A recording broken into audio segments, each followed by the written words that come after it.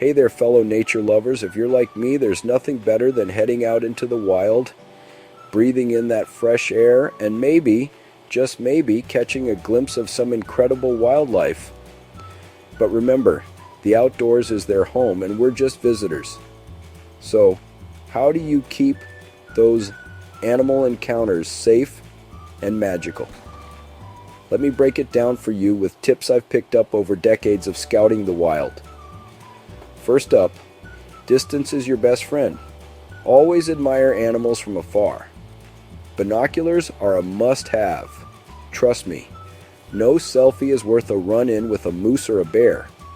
Second, stay calm and quiet.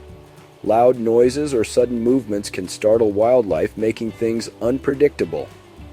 Instead, move slowly and let them do their thing. Never, ever feed wild animals.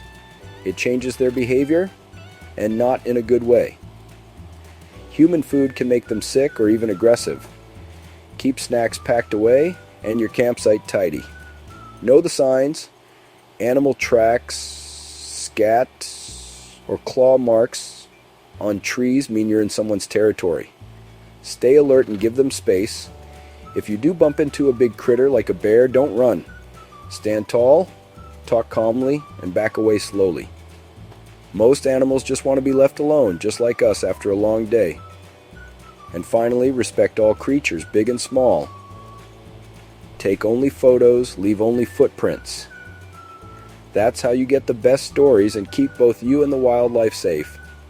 So, get out there, enjoy every wild moment, and remember, respect is the real adventure. See you on the trail.